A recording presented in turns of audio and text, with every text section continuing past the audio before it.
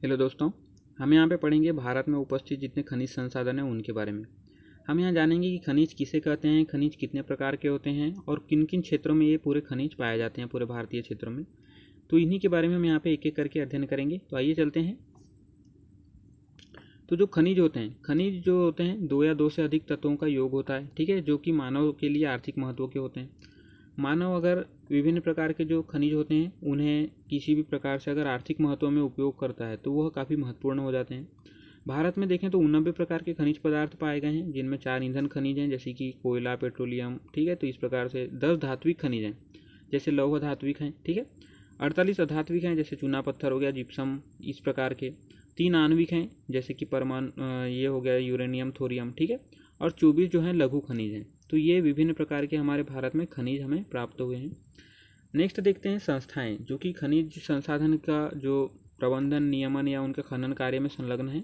तो भारतीय भूवैज्ञानिक संरक्षण, ठीक है। इसके अलावा भारतीय खान ब्यूरो, भारतीय अन्वेषण निगम, भारतीय खनिज विकास निगम लिमिटेड और जो खनिजों के अन्वेषण और दोहन का संरक्षण किया जाता है और संरक्षण का कार्य ये सारे संस्थाएं करते हैं, ठीक है। नेक्स्ट देखते हैं खनिजों का वितरण। अब चूंकि इतना बड़ा भारतीय प्रायद्वीप है, यहाँ पे विभिन्न प्रकार के खनिज भी पाए जाते हैं और विभिन्न क्षेत्रों में भी पाए जाते हैं। तो इनके वितरण के बारे में भी एक बार चर्चा कर लेते हैं। जो प्रायद्वीपीय पठार है आप यहाँ पे देख सकते हैं, ठीक है। ये मैदानी वाले क्षेत्र से नीचे का जितना भी क्षेत्र है ये प्रायद्वीपीय पठार कहलाता है। तो ये इसमें काफ़ी मात्रा में खनिज पाए जाते हैं। परंतु अगर हिमालय वाले क्षेत्र में देखें, यहाँ से पूरा हिमालय वाला जो क्षेत्र है तो यहाँ पे खनिजों का अभाव है, ठीक है। ज़्यादा मात्रा में यहाँ पे खनिज नहीं पाए जाते हैं। कहीं पे अगर पाए भी गए धोखे से तो वो छिछले तौर पे हैं, अर्थात वितरित उनका वितरण ज़्यादातर असामान्य है।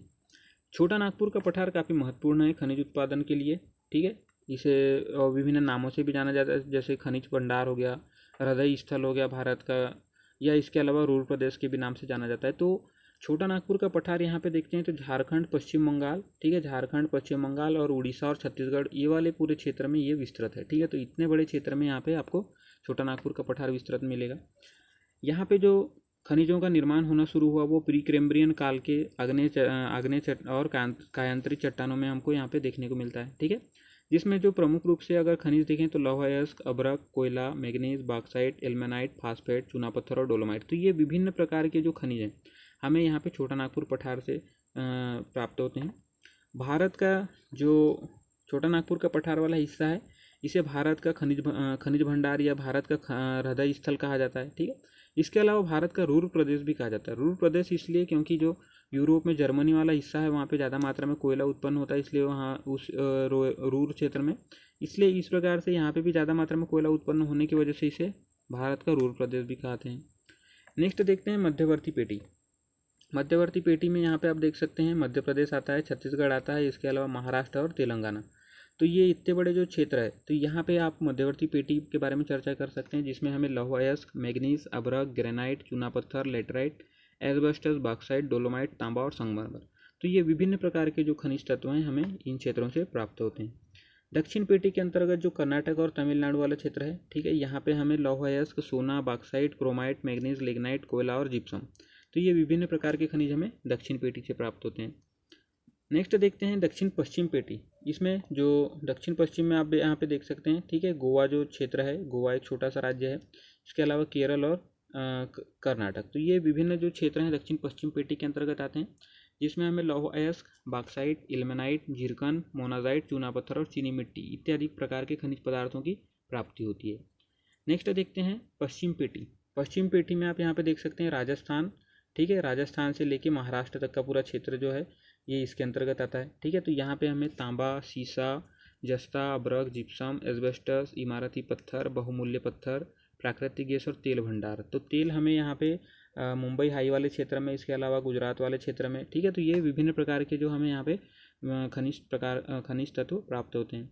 हिमालयी पेटियाँ, ठीक है। तो हिमालयी जो क्षेत्र है यहाँ पे वैसे तो अभाव है खनिजों का, परंतु अगर कहीं पाए भी जाते हैं तो काफ़ी कम मात्रा में और बिखरे बिखरे पाए जाते हैं, ठीक है। तांबा, सीसा, जस्ता, एंटीमनी, कोबाल्ट, टंगस्टन, जिप्सम, चूना पत्थर और बहुमूल्य पत्थर। तो ये विभिन्न प्रकार के ऐसे खनिज हैं जो कि काफ़ी कम मात्रा में और छिछले रूप से यहाँ पे पूरे हिमालयी क्षेत्र में पाए जाते हैं। नेक्स्ट देखते हैं हिंद महासागरीय पेटी।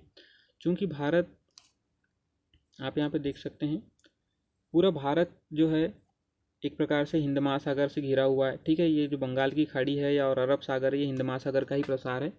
तो इन क्षेत्रों से पूरा तरह घिरा हुआ है लगभग। तो भारत के जो पश्चिम और पूर्वी तट यहाँ पे आप देख सकते हैं, ठीक है। तो इन क्षेत्रों में पूरी तरह यहाँ पे हिंद महासागर ही फैला हुआ है।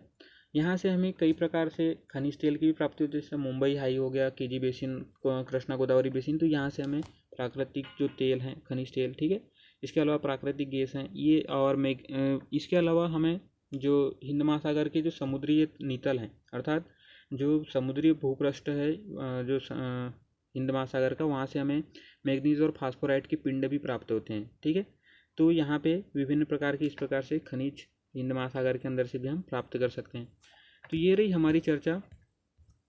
देखते हैं हमने क्या क्या अध्ययन कर लिया, ठीक है। खनिज संसाधन के अंतर्गत हमने संस्थाएं देखी, विभिन्न प्रकार की खनिजों का वितरण देखा, जिसमें छोटा नागपुर का पठार, आगे हमने मध्यवर्ती पेटी, दक्षिण पश्चिम पेटी, पश्चिम पेटी, हिमालयी पेटी, हिंद महासागर की पेटी। तो ये विभिन्न चर्चाएं हमने यहाँ पे की। तो दोस्तों, अगर आपको जानकारी पसंद आई हो तो इसे शेयर कीजिए। धन्यवाद।